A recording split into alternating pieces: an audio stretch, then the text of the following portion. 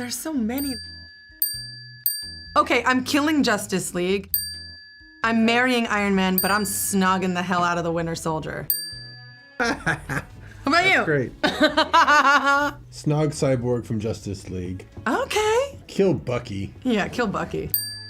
Oh, yeah, marry Iron Man. He's rich. Billionaire, yeah. Oh, I'm set. I've always wanted to marry a billionaire. Or Yeah. like and some like it hot. Yeah, oh my God. I would avoid the Cyborg from Justice League. Yeah, it doesn't seem very. He doesn't seem like a good hugger after the snog. Yeah. Robert Downey has some voluptuous features to him, so maybe a good snog with the Iron Man, and then I guess we're marrying him. It's a three-way marriage. I'd probably do the married with the Iron Man. So, Oh, that's smarter. There you go. I wonder if he makes you sign a prenup. I know exactly what I'm doing. Do you want to go first? I'm really good friends with Josh, so yeah, I'd marry Cable. We'd be buddies for life. I'd snog RoboCop, and then I'd definitely kill Inspector Gadget. Okay, I have the same answers, and here's why. So I'm gonna marry Cable because do you see what he went through to protect his family? Yeah. He went back in time. So definitely marrying Cable. He's also super fly. Definitely snogging RoboCop for obvious reasons. That's a robo-snog. And then I'm killing Inspector Gadget because he's, come on. I'm gonna avoid RoboCop. I remember when I saw that movie, and he was pretty badass. I wouldn't not want to get in the way. And to me, there was always something adorable about Inspector Gadget. So that might be the marry one. I feel like he'd be able to fix everything in your house. There'd never be anything that was wrong. Cable and Deadpool 2. I think I'm avoiding again too. Yeah. Snog 7 of 9. Kill Detective Spooner. And marry Motoko. I'm going to snog 7 and 9 because wow, wee wah. I'm gonna kill Spooner too. He makes some big mistakes in iRobot. And I'm gonna marry Motoko as well. I'd avoid Mr. iRobot because I don't think he understands robots at all. And Alita, is a robot, is a cyborg, so I think we should avoid him. John? I don't disagree with that, and Motoko from I might avoid also. Just a little too badass for me. Snog with 7 to 9. Yeah, I'd go with that too. I'm marrying Dr. Octopus. I feel like that would be like a fun time. Yeah, he was really good to his wife. Yeah, I'm gonna kill the Daleks. Oh, I'm gonna oh yeah. Snog Darth Vader. Snogging Darth Vader. Marry That's like Dr. Octopus and then kill the Dalek. Because Darth is like an angry Snog, and sometimes that's good. Yeah, but he would breathe really creepily while you're sinking. I think to me this is an easy answer because it's the same for all of them. I am avoiding them. It's a lot of villains. I am, Killing Amok, which is Gruishka in the film. Snogging Zapan. Look at that bod. Yeah. Cybernetic Snog. And I'm gonna marry Alita. Let's see, I'd kill Grishka there. This is I a think hard one Snog for you. Alita and marry Zapan. Yeah. Zapan would be And get so the Damascus fun. blade. Alita would love me and leave me. She's got a journey to go on, so Yeah. I couldn't marry her. That would just end up bad. I love me some Ed Skrein, so I think we'd do really well together. I think we're gonna get married.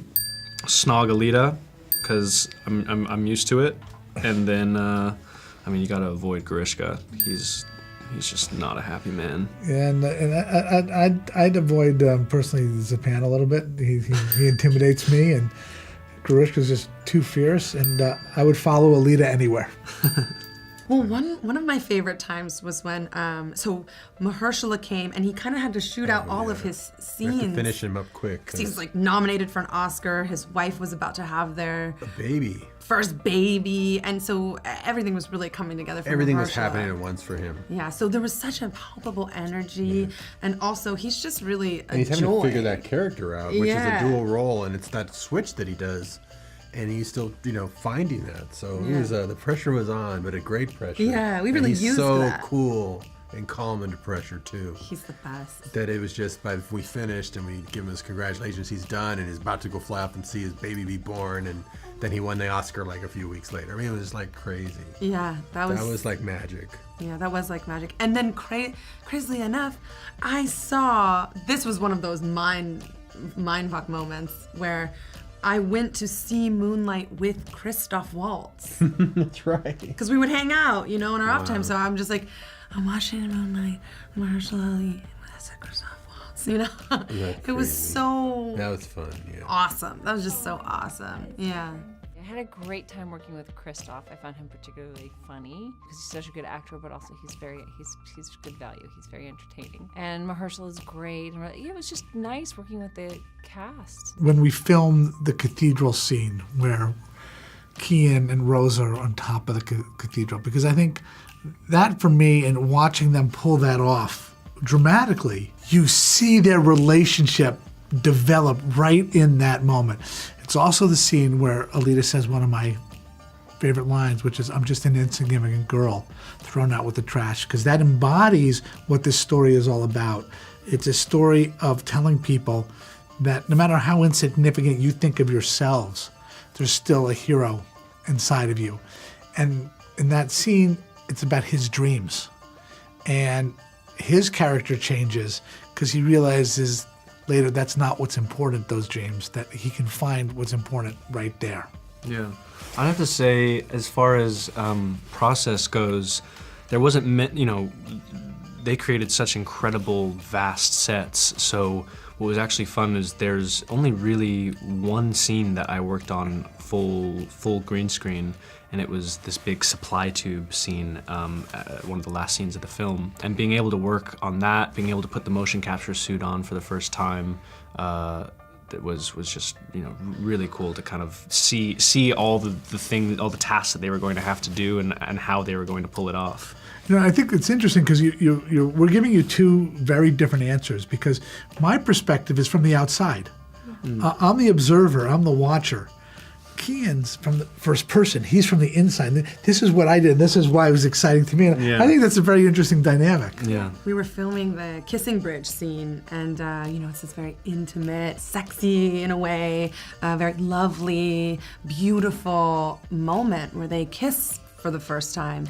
And Kian Johnson, he wanted to put some of my hair behind my ear, but I'm wearing a do-rag with a helmet on. So the brilliant minds in the hair department decide, what we're gonna do? We're just gonna cut like a 3-inch panel of yarn, and we'll just Velcro it to the side of your head. Yeah. So he has something to interact with. Something to interact. It looks with. perfect on the final product, but yeah, it seems a little silly. It tests their acting skills. It really did, and we laughed so hard because there's already kind of jitters when you're like working with your buddy, and now you're gonna make out, and someone's spraying water in your face because it's raining. So it was already, the environment is a little bit silly, and that just took it to the next And yet they level know how of important it silliness. is to the movie, so they got to nail it. Yeah, So it's all a that is very just so special great. moment. Yeah. I think it actually helps to have Yeah. that kind of stuff happen. Yeah. It's always great when the rain starts coming down and it's like, oh wow, this is a real movie moment. I think what makes those moments so great is when you feel so comfortable with the person, and then you feel, there's this kind of like family feeling about it all, that everyone's kind of in it together, and that's why the chemistry ends up really working. It wasn't this kind of like, oh God, here we go with the kiss. Like, it was very much like, this is our job. We care about the movie, we care about each other, and I think that's why it ended up working in the end. And you picked one of my favorite scenes in the film, because that's a scene where she asks this question, does it bother you that I'm not completely human? And with such sincerity, Kian says, you're the most human person I know. And there's this tenderness that Rosa and Kian brought to the intimacy of that moment, that as an audience, you just believe it 100%. Whoa. Wow. Have it do anything. I can have it do anything? Fly? I'd like to fly. Fly on it? Yeah, I want to fly on it. Yeah. I think I want to fly on a cyborg. You know what? It's just a different change in the morning. You know, you're used to going and putting on your costume for that day and getting into hair and makeup. This was just a different process in the morning. You go in, you put on your wetsuit, basically, with all the infrared markers in it. You zip up, you put the do-rag on, you put the helmet on. You do a little bit of beauty makeup because there are these reference cameras. So from behind the scenes and for Alita's actual look, we had a little bit of a small cat eye. So then they put like a plastic mask on you with little holes drilled into it to get all of the markers into their precise location on your face because they're tracking the movements of your face, your expressions. So it's just a different process in the morning. We shot in Texas and it was extremely hot. So I was overheating a little bit, and you can't drink too much water because you'll have to pee all the time, and then you'll have to de-rig from the whole suit because you're really, you're rigged in there. So when you're in, and it takes, 15, 20 minutes to get de-rigged and then to go to the bathroom and then come back. So you don't want to hold anyone up. So there were just things that you had to work out, but after a while, like anything else, you just get used to it. The only thing was just temperature. It was just, keeping your temperature down because it does get a little hot, but it's pretty comfy. Yeah. Just don't get stuck to anything because it's very, very Velcro. It would stick to just about anything. But man, it was just so cool to be able to see. You have to do all these little exercises so that they gather all the dots on your body.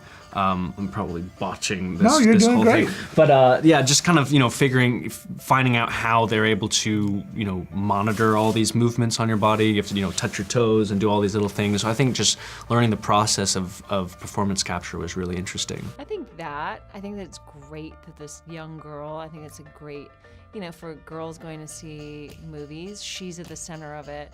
She's this young girl. She has to come to terms with who she is and understand herself and learn about herself. And ultimately, it's like she's going to take on the system and she's going to fight for justice. And she's going to do it by herself. I mean, she has allies, but she's not dependent on anyone to bring her any special, tool or object or take her on her quest. She's on the quest on her own, on this journey, and I think that's great. There's a lot of it is just CG because it goes so fast, but everything up until that we film. Getting that right, because that moment with the script originally always is what got me wanting to make the movie.